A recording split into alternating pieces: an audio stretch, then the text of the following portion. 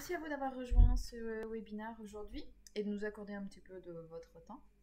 Je suis Marie Wallet en charge du marketing et de la communication chez Naelan. Et nous allons passer la demi-heure qui vient ensemble pour parler du proposal management, de ses bénéfices et des solutions pour vous aider dans la rédaction de vos documents commerciaux. Tout d'abord, si vous ne nous connaissez pas, qui sommes-nous ?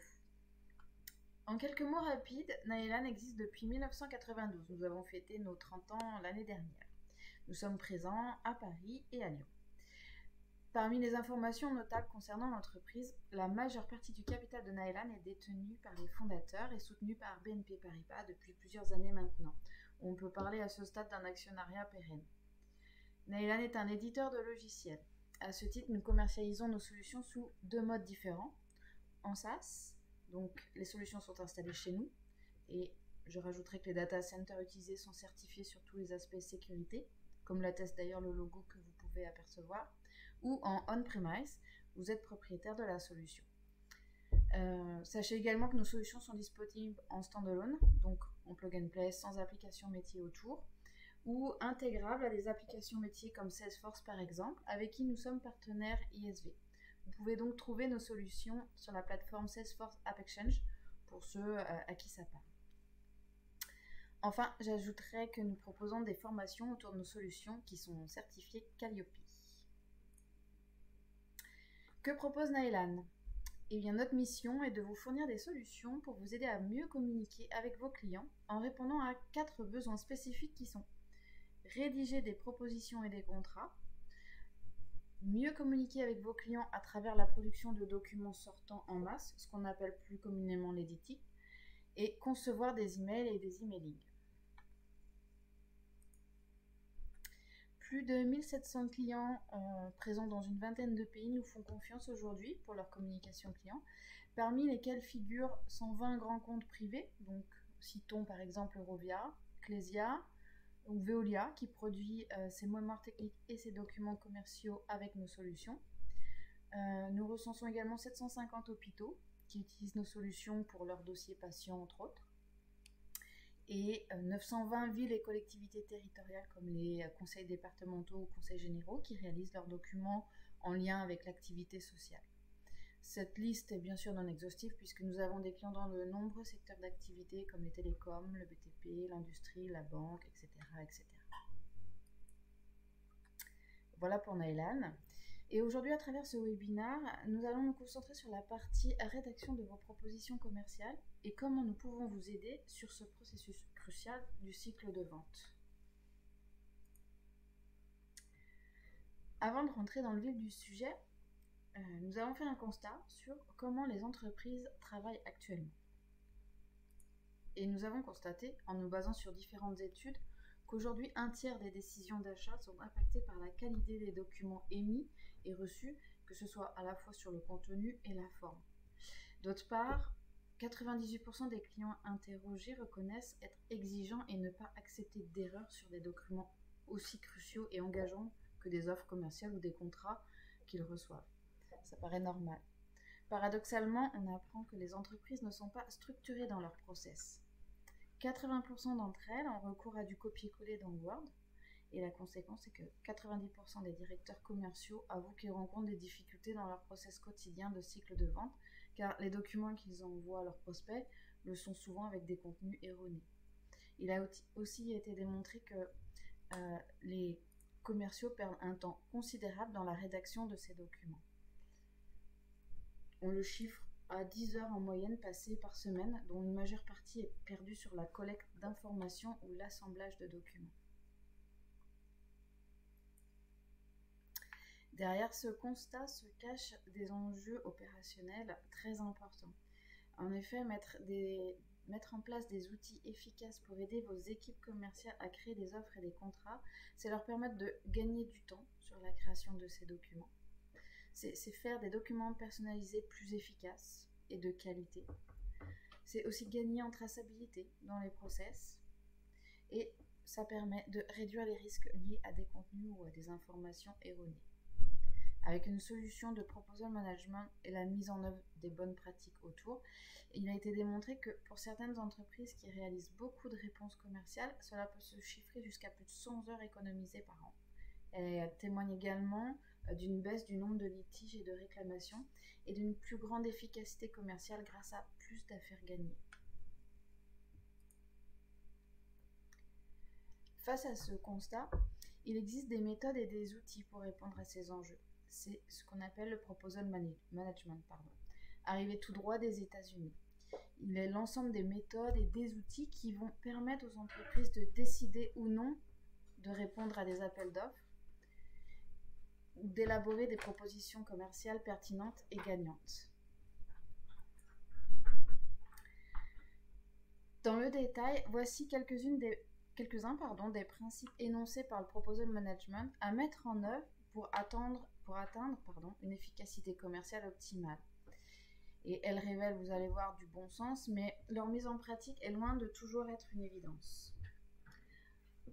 Un des premiers principes qui paraît basique, c'est de comprendre les besoins de vos clients. Avant même de commencer à rédiger une proposition, il est important de comprendre les besoins et les attentes de vos clients. Et cela nécessite souvent des recherches approfondies, des entretiens avec lui, des questions, des formulaires et une analyse approfondie également de l'énoncé du besoin ou de la demande de proposition. Ensuite, il est important d'élaborer une stratégie de proposition. Qu'est-ce que j'appelle une stratégie de proposition? C'est développer une stratégie claire pour chaque point énoncé plus haut. Ça inclut la définition des objectifs, l'identification des forces et des faiblesses par rapport à la concurrence, la détermination des points de différenciation et la formulation d'une proposition de valeur convaincante. Vient ensuite la collaboration interfonctionnelle. Le proposal management implique souvent la collaboration de plusieurs départements ou plusieurs équipes. Ça peut être les ventes, le marketing, le juridique, les opérations, parfois même la direction. Donc une communication efficace s'impose et une collaboration étroite entre ces parties prenantes sont essentielles pour produire une proposition cohérente et convaincante. Un point non négligeable, c'est l'utilisation de modèles et de processus standardisés. Avoir des modèles de proposition prédéfinis et des processus standardisés peut considérablement accélérer et améliorer la qualité des propositions commerciales que vous envoyez. Cependant, il est important de personnaliser chaque proposition pour répondre aux besoins spécifiques de vos clients. Et enfin, la révision et l'amélioration continue. Donc, après avoir soumis une proposition, il est important de recueillir des commentaires, d'avoir des retours de vos clients, de vos prospects, de réaliser une évaluation qui va vous permettre d'identifier ce qui a bien fonctionné, ce qui peut être amélioré pour les futures propositions. Et l'amélioration continue de ce processus va vous permettre de rester compétitif et d'augmenter les chances de succès à long terme. Donc, en suivant ces quelques principes énoncés, les entreprises soumettent des propositions convaincantes et compétitives et elles augmentent significativement leurs chances de conversion. Nos solutions chez Naelan interviennent sur différents points évoqués précédemment et on va vous montrer comment. Donc Naelan, je vous le disais, propose KSL Proposal Manager, donc c'est un outil de proposal management pour les équipes commerciales.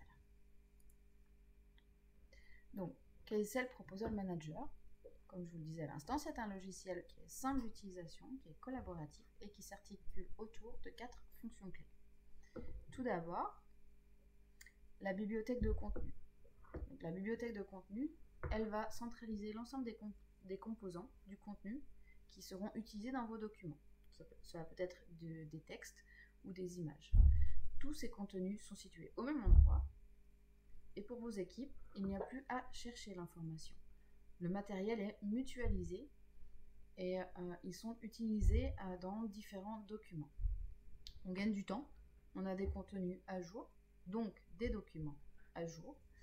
Et pour autant, à noter que l'administrateur peut accorder des droits sur ce que les gens peuvent faire, utiliser ou non dans cette bibliothèque. Il y a toujours une certaine souplesse. Deuxième fonction clé, l'industrialisation, l'automatisation de la création de vos documents. On industrialise la manière de répondre à un appel d'offres à travers un moteur de création de modèles. Donc, l'utilisateur accède à différents modèles qu'il va ensuite adaptés au contexte et aux besoins de son prospect. Ce sont des modèles qui vont être personnalisés par les données que vous allez récupérer des différentes applications métiers ou qui seront rentrées par l'utilisateur dans une phase que je vais appeler de pré-personnalisation. Ainsi, c'est pour vos équipes commerciales la garantie d'avoir le bon modèle au bon moment. Donc vous allez pouvoir commencer à travailler rapidement avec les bons documents. Donc on revient à une notion de gain de temps et d'énergie. Troisième fonction clé, la rédaction assistée. Donc KSL Proposal Manager met à disposition un éditeur qui va vous permettre de travailler de manière collaborative sur vos réponses sans rencontrer les contraintes que vous pouvez avoir avec Word telles que par exemple la gestion des tableaux, une charte graphique non maîtrisée, justement parce que les modèles qui vous sont proposés par l'éditeur intègrent la charte graphique de l'entreprise. Vos collaborateurs ne peuvent pas faire n'importe quoi et l'outil reste pour autant suffisamment souple pour ensuite rajouter des contenus en cours de rédaction. Donc vous pouvez personnaliser certains contenus et pas d'autres, toujours selon vos droits et vos habilitations. L'intérêt pour vos équipes, c'est cet éditeur qui contient des fonctionnalités plus abouties qu'un Word. Enfin, quatrième fonction clé, c'est le portail collaboratif qui va vous permettre le suivi des documents dans leur cycle de vie à travers différentes fonctions comme le versionning de documents, l'archivage, la recherche ou le suivi tout simplement de vos documents. C'est une meilleure traçabilité de vos offres et donc on en revient encore et toujours à un gain de temps pour vos équipes puisque tout est à disposition à travers ce portail collaboratif. Au-delà de l'outil, nous vous accompagnons également dans la mise en œuvre. Donc pour cela, nous vous proposons une démarche structurée en 3 étapes qui s'étend sur 12 semaines environ. L'étape 1 sera la mise en œuvre pendant laquelle nous allons installer avec vous et paramétrer le produit, éventuellement réaliser une première proposition commerciale. Vient ensuite l'étape 2, une phase de projet pilote au cours de laquelle s'effectue le transfert de compétences sur une petite équipe et sur un périmètre restreint. Et à l'issue de ce projet pilote, nous réalisons un bilan avec vous avant de passer au déploiement complet, c'est-à-dire à l'ouverture de la solution à l'ensemble des utilisateurs et à la montée en compétences. Alors, rentrons dans le vif du sujet. Après l'outil et sa méthode, voyons ensemble comment rédiger une proposition en 3 étapes avec KSL Proposal Manager. Petit 1, l'utilisateur sélectionne le modèle dans une liste. Donc c'est un formulaire qui lui est présenté, dans lequel il va cocher des cases, remplir, saisir du texte par rapport au contexte du projet sur lequel il travaille. Il va répondre à des questions, et suite à quoi on ouvre un éditeur qui va nous présenter un document pré-rempli. À cette étape 2, dans l'éditeur, vous pouvez restructurer votre document en ajoutant ou en supprimant des contenus. Donc vous allez revoir le squelette de votre document. Et pour finir, on entre dans l'étape de personnalisation, donc où vous allez pouvoir modifier le texte, insérer des images, insérer des tableaux, etc., etc. Le document est fini à cette étape-là et il est temps enfin de le diffuser en le générant soit en PDF ou en Word, qu'on pourra ensuite envoyer par mail ou transmettre dans un workflow de validation ou tout simplement historiser. Voilà les 3 étapes principales pour la rédaction d'une offre commerciale. Donc, il est temps pour moi de laisser la main à Maxime pour une démonstration plus concrète de KSL Proposal Manager. Oui, merci beaucoup Marie. Donc avant de démarrer, je vais simplement lancer mon partage d'écran. Vous me direz quand vous le voyez. Avant de démarrer cette démonstration, je vais peut-être me représenter rapidement. Donc Maxime Sbero, je travaille donc pour l'équipe commerciale de Naelan, où j'y effectue des missions d'expertise et d'avant-vente donc pour Naelan. Avant de rentrer dans le vif du sujet, je vais simplement me permettre de recontextualiser un petit peu les choses, histoire de donner un cadre à cette démonstration. Donc là, en fait, je vais me mettre dans la peau d'un commercial qui travaille donc pour Naelan, qui est éditeur de logiciel, qui a pour objectif finalement de vendre sa solution de proposal management qui s'appelle KSL PM Et donc, je me situe actuellement dans mon CRM, dans l'opportunité qui va me permettre en fait d'adresser ma réponse à mon prospect et qui me permet de voir un petit peu ses caractéristiques.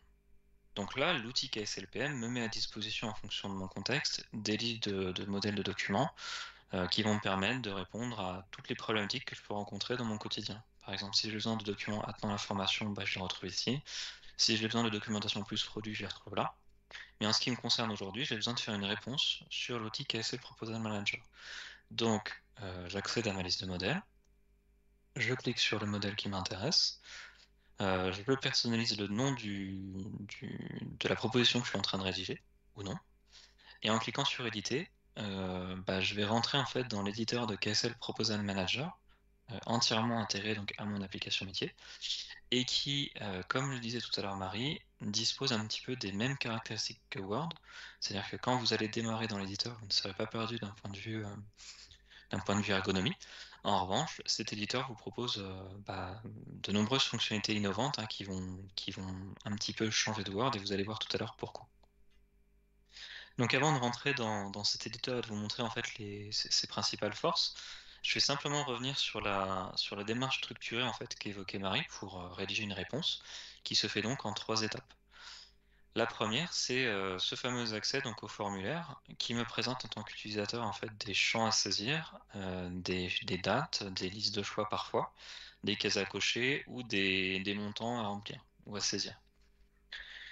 À quoi va me servir de remplir ce formulaire, ou en tout cas de le compléter? Il va simplement influer sur le document qui est en cours de personnalisation. C'est-à-dire que là, vous voyez par exemple, dans le début de la rédaction de ma proposition, vous voyez que ce qui est affiché dans le document, c'est le propriétaire de l'opportunité, donc Julien Morisson.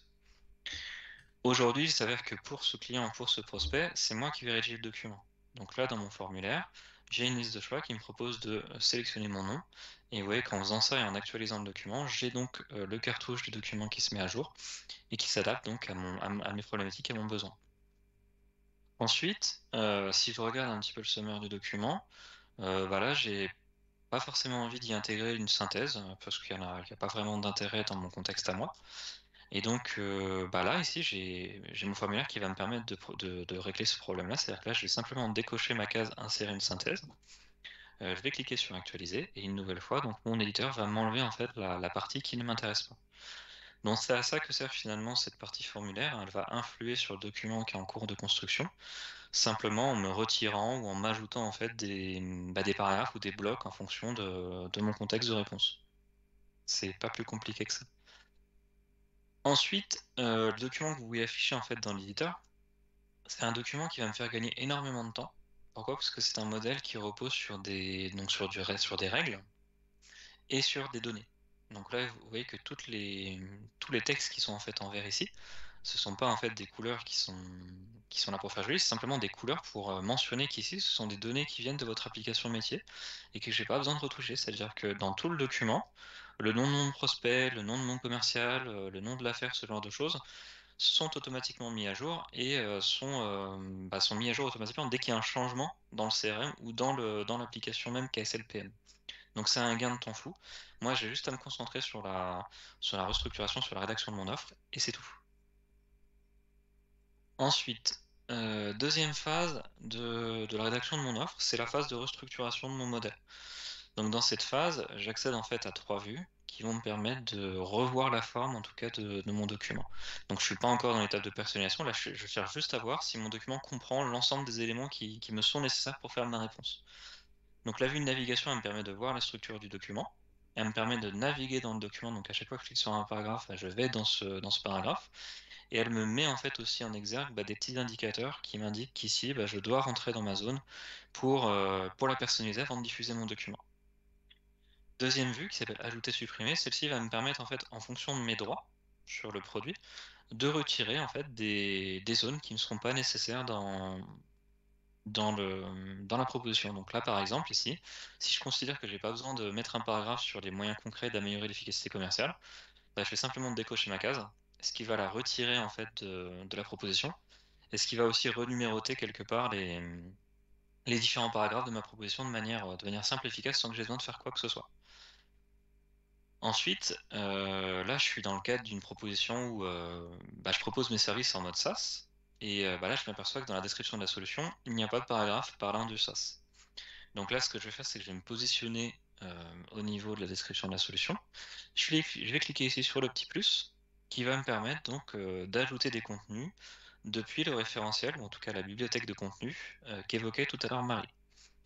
Donc la bibliothèque, il faut la voir comme une sorte de base de données dans laquelle vous retrouvez tous les composants qui sont mutualisés pour vos propositions. Et donc là, je vais simplement faire un premier filtre sur ce que je souhaite afficher. Donc je vais simplement taper ça ici. Et là, ça va me proposer voilà, des listes de paragraphes qui évoquent ce sujet. Donc là, par exemple, je vais simplement rajouter la partie caractéristique du Saxon et je vais quitter cette vue d'insertion de paragraphe. Et là, vous voyez que dans mon éditeur, j'ai inséré donc un nouveau paragraphe qui n'était pas présent dans ma proposition.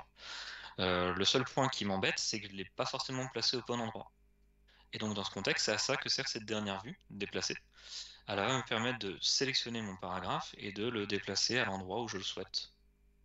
Et de cette manière-là, pareil, la renumérotation se fait automatiquement, je n'ai pas besoin de faire quoi que ce soit. Cette phase de restructuration terminée, il ne me reste plus qu'à personnaliser mon document. C'est-à-dire retourner en fait sur ma vue de navigation et simplement venir remplir les zones dans lesquelles j'ai des drapeaux orange qui indiquent qu'ici je dois rentrer dans la zone, potentiellement enlever du texte, enlever potentiellement les couleurs qui sont disponibles dans l'éditeur, ce genre de choses. Tout à l'heure, j'évoquais la capacité de l'outil à être un petit peu supérieur à Word. Je vais vous donner ici quelques exemples, ne serait-ce que sur la partie charte graphique. Donc sur la partie charte graphique, vous voyez que dans ce que je peux faire dans mon éditeur, je suis limité par exemple au niveau des couleurs ou au niveau des polices qui sont mis à ma disposition. Ça permet de faire en sorte que les utilisateurs, quand ils sont dans la proposition, ne peuvent pas faire n'importe quoi, ne peuvent pas en fait insérer n'importe quelle police ou n'importe quelle couleur qui ne serait pas conforme à ma charte graphique. Et donc ça garantit que le document qui sort du produit est conforme à la charte graphique mise en place par les services en question. Donc là, je vais finir effectivement cette phase de personnalisation pour cette zone. Vous voyez que mon petit drapeau orange passe au vert et je vais maintenant continuer donc sur la compréhension du contexte et des enjeux. Donc là, j'ai par exemple retiré la couleur qui m'indique ici j'avais des choses à changer et je vais pouvoir par exemple ajouter du texte. Je vais pouvoir insérer une image depuis donc ma bibliothèque de contenu, hein. Donc de la même manière, je viens afficher cette fameuse base de données, donc j'accède à des images, je les insère, je les supprime au besoin. Et pareil, je peux insérer aussi des tableaux de manière très aisée, par exemple un nombre de colonnes, un nombre de lignes.